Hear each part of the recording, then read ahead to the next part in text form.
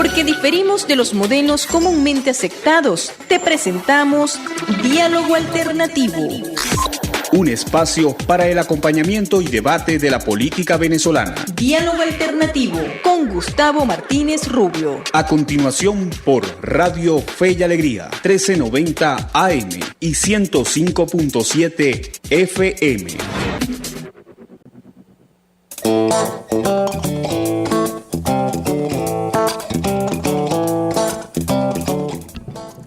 Bueno, buenas tardes. Les saludamos como siempre, con el mismo cariño y con el mismo respeto que lo hacemos de jueves a jueves, desde este espacio Diálogo Alternativo, por acá por Radio Fe y Alegría 1390 AM y 105.7 FM, que identificamos que cuenta en la dirección de la estación con Carlos Alaña, en la coordinación de la radio Wirmelis Villalobos, quien también nos está asistiendo hoy en los controles, y quien les habla, Gustavo Martínez Rubio. Vamos a tener como invitados acá en nuestro espacio hoy a Gonzalo Gómez y Alexander Marín.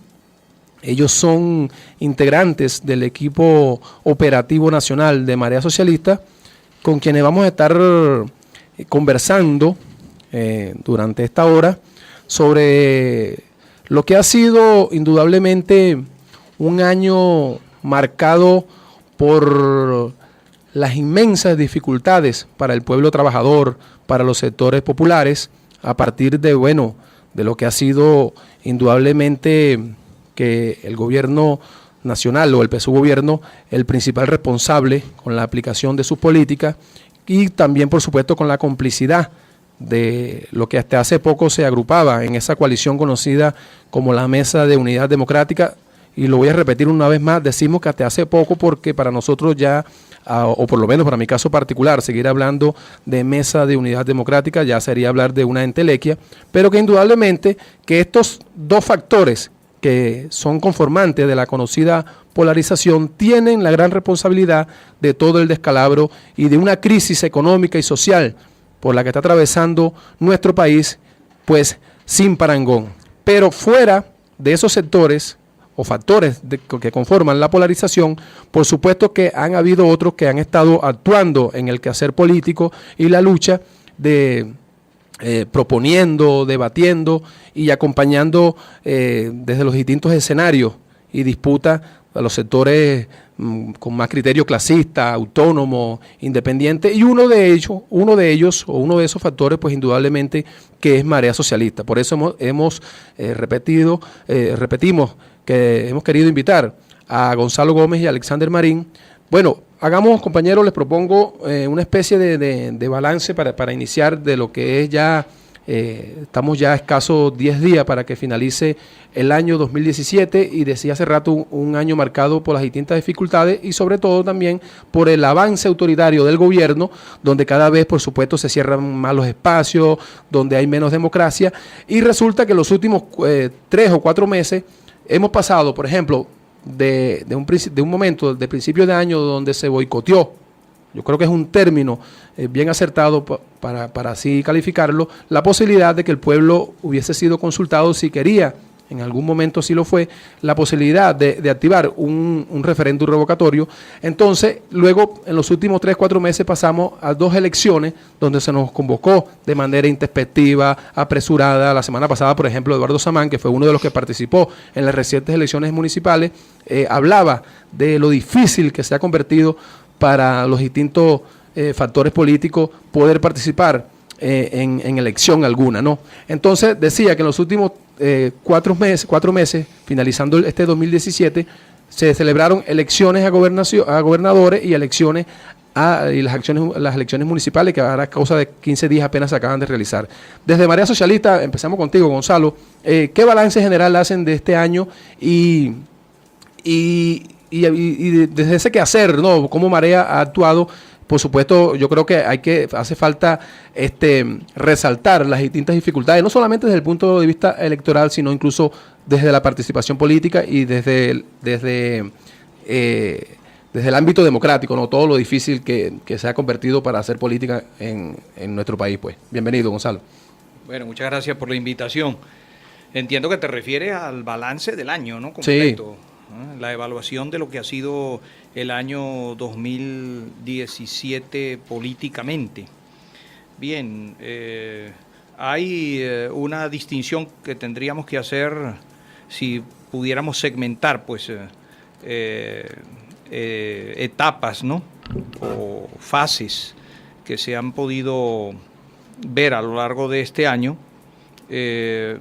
Tendríamos una que va hasta el mes de mayo aproximadamente, abril-mayo, otra que va desde ese mes hasta el 30 de julio, digamos, el momento en que se da la elección de la constituyente, y luego pues las sucesivas elecciones parciales que se han venido dando y el desarrollo pues de todos los fenómenos que en forma transversal pues hemos estado viviendo durante todo el año, que tienen que ver pues con la vida económica y social, ¿no? Y no solo con el clima político.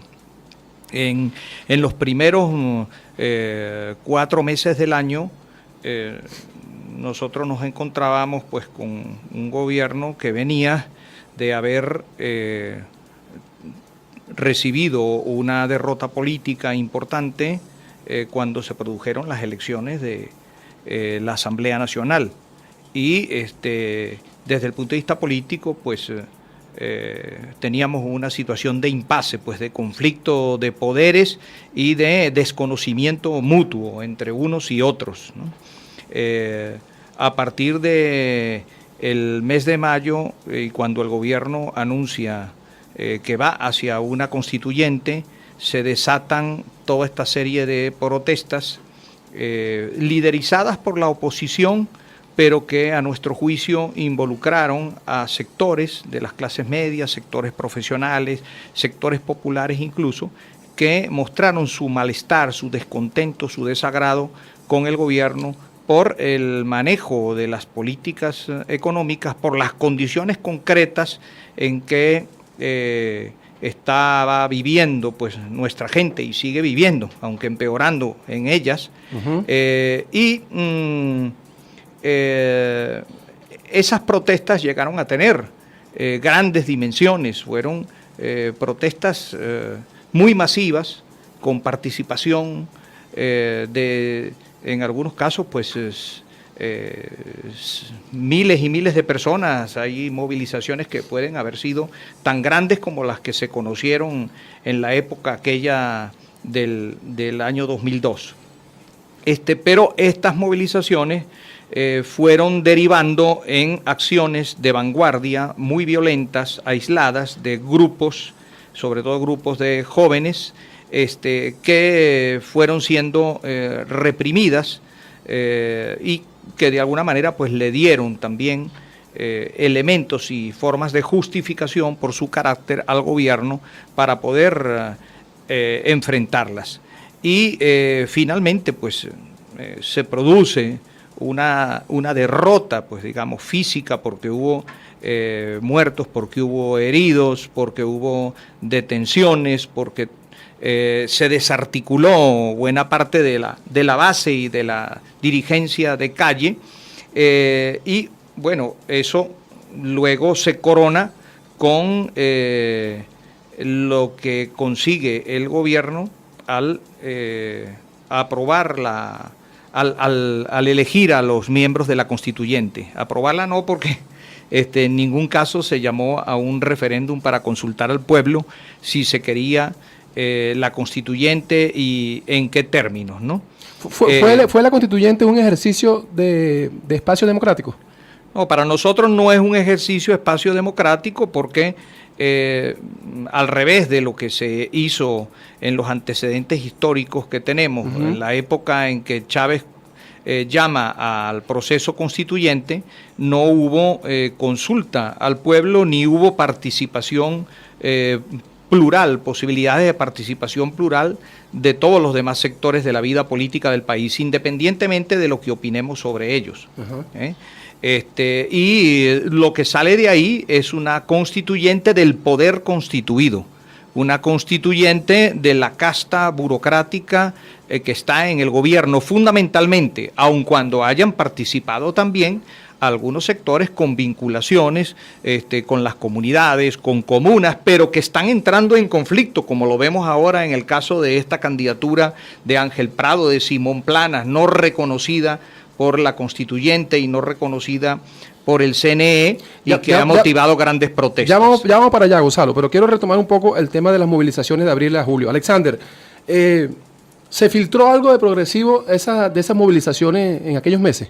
Sí, bueno, Gustavo, gracias por la invitación a los compañeros de Radio Fe y Alegría. Sí, yo creo que esas movilizaciones hay que entenderlas en el marco de la situación que estamos viviendo en el país de una profunda crisis, ¿no? Obviamente, en esas movilizaciones, de forma diferenciada, se presentaron sectores fuquistas que fueron lo que conocimos como guarimbas, etcétera, que tuvieron un rasgo característico muy reaccionario, pero también tuvimos un ejercicio de movilización de mucha gente que salió a la calle por banderas que podemos considerar correctas, por defensa de espacios democráticos, etcétera.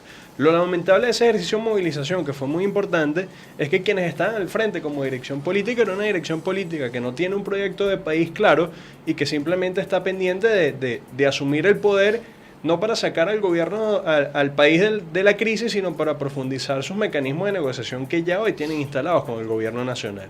Y lo lamentable de todo ese proceso es que se perdió una oportunidad valiosa de provocar cambios positivos en el país, y que el gobierno la tradujo y la invirtió para así, y así tenemos que asimilarlo, introducir una derrota al pueblo venezolano. Y ahí yo creo que hay que señalar dos responsabilidades bien claras. La dirección política de la MUC, que hoy está completamente destruida, fue la gran responsable de que esas movilizaciones no tuvieran una coherencia en función de lo que necesitaba el pueblo venezolano, y un segundo responsable, el gobierno, que mostró en esas movilizaciones estar decidido a sostenerse en el poder, sea como sea. Entonces yo creo que eso es un elemento que hay que introducir con mucha importancia en el balance de este año. Esto es un gobierno... Ale, pero te propongo que lo desarrollemos un poco más en el segundo segmento, porque nos están avisando por acá que vamos al primer corte. Bueno. Vamos, ya regresamos con Alexander Marín y Gonzalo Gómez de Marea Socialista.